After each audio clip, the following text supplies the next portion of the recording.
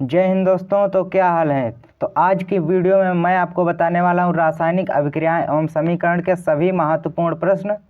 Class 10th science अध्याय 1 के सभी महत्वपूर्ण प्रश्न बताने वाला हूं जो कि 2024 बोर्ड एग्जाम में आ सकते हैं। तो सबसे पहले देखिए यहाँ पर बहुविकल्पीय प्रश्न, इसके बाद मैंने लिए अति लघुत्तरीय प्रश्न तथा लघुत्तरीय प्रश्न। सभी तरह के इम्पोर्टेंट क्वेश्चन आपको इसी वीडियो में बताने वाला हूँ, तो वीडियो को लास्ट तक जरूर देखना। तो सबसे पहले है यहाँ पर बहुविकल्पीय प्रश्न। तो इसका है प्रश्न नंबर 1 कि Fe2O3 + 2Al की अभिक्रिया हुई है Al2O3 + 2Fe। यहाँ पर देखिए ऊपर दी गई अभिक्रिया किस प्रकार की है। तो का नंबर विकल्प है संयोजन अभिक्रिया, खा नंबर विकल्प है वियोजन अभिक्रिया या फिर विस्थापन अभिक्रिया और द्विविस्थापन अभिक्रिया। तो यहाँ पर Fe2O3 + 2Al है, यहाँ पर अभिक्रिया हुई है जो कि Fe2। यहाँ पर विस्थापन अभिक्रिया हुई है क्योंकि एल्युमिनियम है जो यहाँ पर Al, ये आयरन को विस्थापित कर देता है यहाँ पर Fe2 को।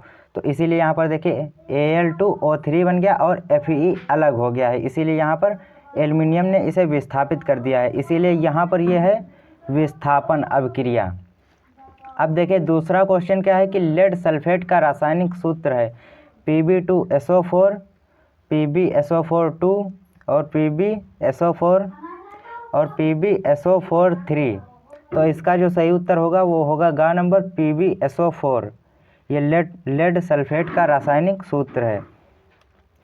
अब देखिए प्रश्न नंबर 3, मैग्नीशियम धातु का वायु में जलना एक उदाहरण है। नंबर का है भौतिक परिवर्तन का, खा है रासायनिक परिवर्तन का या फिर उत्क्रमणीय अभिक्रिया है या फिर इनमें से कोई नहीं है। तो इसका जो सही उत्तर होगा वो होगा रासायनिक परिवर्तन का, क्योंकि मैग्नीशियम धातु का वायु में जलना इसे दोबारा से उसी अवस्था में प्राप्त नहीं किया जा सकता, इसीलिए यह रासायनिक परिवर्तन का उदाहरण है। तो इसीलिए इसका खा नंबर विकल्प सही हो जाएगा। तो यहाँ पर जो कि बहुविकल्पीय प्रश्न थे वो यहाँ पर कंप्लीट हो गए। तो इसके बाद है महत्वपूर्ण अति लघुत्तरीय प्रश्न जो कि आपके बोर्ड एग्जाम के लिए बहुत ही महत्वपूर्ण है। तो यहाँ पर पहला प्रश्न क्या है कि वायु में जलाने से पहले मैग्नीशियम रिबन को साफ क्यों किया जाता है। तो यहाँ पर इसका उत्तर है कि मैग्नीशियम रिबन की सतह पर उपस्थित मैग्नीशियम ऑक्साइड की परत को साफ करने के लिए दहन से पहले इसे रेगमाल से साफ किया जाता है, क्योंकि जो मैग्नीशियम रिबन होती है वह ऑक्सीजन से अभिक्रिया करके मैग्नीशियम ऑक्साइड बना लेती है। मैग्नीशियम ऑक्साइड की उसके ऊपर परत चढ़ जाती है, उस परत को साफ करने के लिए उसे रेगमाल से रगड़ रगड़ कर साफ किया जाता है। तो यही इसका उत्तर हो गया। अब इसके बाद है दूसरा प्रश्न कि लोहे की वस्तुओं पर हम पेंट क्यों करते हैं। यह बहुत ही सरल है, क्योंकि लोहे की वस्तुओं पर जंग से बचाने के लिए हम पेंट करते हैं, जिसे और जंग को ही हम संक्षारण कहते हैं, क्योंकि देखिए यहाँ पर लोहे की वस्तुओं को संक्षारण से बचाने के लिए उनकी ऊपरी परत पर हम पेंट करते हैं। पेंट हवा, नमी तथा वस्तु की सतह के मध्य प्रत्यक्ष संपर्क को समाप्त कर देता है, क्योंकि जो पेंट होती है वो हवा, नमी तथा वस्तु की सतह के मध्य प्रत्यक्ष संपर्क को समाप्त कर देता है। क्योंकि आप सिंपल ही समझिए कि जैसे कि लोहे की सतह पर जब हवा, नमी नहीं जाएगी तो वह संक्षारित नहीं होगा तथा जंग से बचा रहेगा। तो उसे जंग से बचाने के लिए ही हम पेंट का प्रयोग करते हैं, पेंट लगा देते हैं कि लोहे की सतह पर। तो यही इसका राइट आंसर होगा। इसके बाद है प्रश्न नंबर 3, किसी पदार्थ X यानी कि पदार्थ X का नाम नहीं दिया गया है, यहाँ पर X के विलयन का उपयोग सफ़ेदी करने के लिए होता है। अब इसमें प्रश्न 2 दिए गए हैं कि पहला प्रश्न क्या है कि पदार्थ X का नाम तथा इसका सूत्र लिखिए। जो पदार्थ है उसका नाम नहीं दिया गया तथा सफ़ेदी करने के लिए होता है, उसका नाम तथा सूत्र लिखना है। तो सफ़ेदी करने के लिए हम काम में लेते हैं कैल्शियम ऑक्साइड। तो इसका सूत्र है CaO, इसका सूत्र है कैल्शियम ऑक्साइड और इसका नाम है कैल्शियम ऑक्साइड,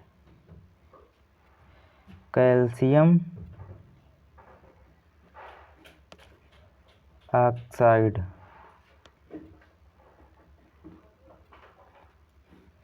इसका नाम तथा सूत्र लिखना है यहाँ पर। तो इसका सूत्र ये है CaO और इसका नाम है कैल्शियम ऑक्साइड। तो ये हमारा पहला उत्तर हो गया।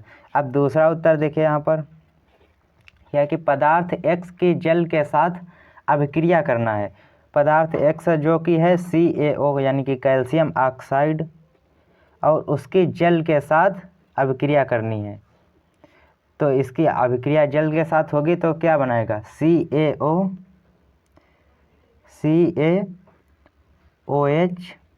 का ट्वाइज कैल्शियम हाइड्रोक्साइड प्लस ऊष्मा भी निकलती, क्योंकि ये ऊष्मा क्षेपी अभिक्रिया होती है, प्लस ऊष्मा भी, क्योंकि इसमें से ऊष्मा भी निकलती है, तो यह ऊष्मा क्षेपी अभिक्रिया होती है। तो यह अभिक्रिया हो गई पदार्थ X की, यानी कि कैल्शियम ऑक्साइड की जल के साथ ये अभिक्रिया हो गई। तो यहाँ पर दूसरा उत्तर भी कंप्लीट हो गया। अब इसके बाद है महत्वपूर्ण लघुत्तरीय प्रश्न। तो लघुत्तरीय प्रश्न यहाँ पर देख लीजिए क्या है कि यहाँ पर पहला प्रश्न है, तेल एवं वसायुक्त खाद्य पदार्थों को नाइट्रोजन से प्रभावित क्यों किया जाता है।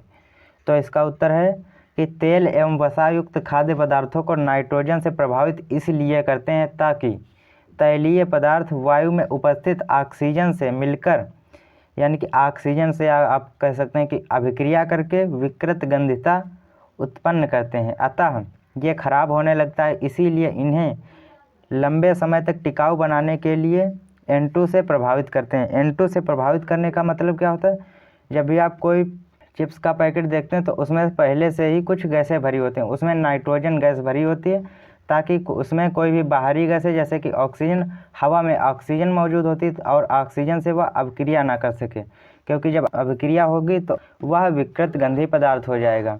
तो इसीलिए उसे सुरक्षित रखने के लिए नाइट्रोजन से प्रभावित करते हैं। तो यह लघुत्तरीय प्रश्न हो गए। तो इतने ही सारे इम्पोर्टेंट क्वेश्चन थे जो कि लघुत्तरीय और अति लघुत्तरीय थे। तो आई होप कि आपको वीडियो अच्छी लगी होगी, वीडियो से कुछ सीखने को मिला होगा, और यही प्रश्न आप लोग तैयार ज़रूर से कर लीजिए। तथा वीडियो अच्छी लगी तो वीडियो को लाइक कर दीजिए, चैनल को सब्सक्राइब कर दीजिए। मिलते हैं आपसे और किसी नेक्स्ट वीडियो में, तब तक के लिए जय हिंद, जय भारत।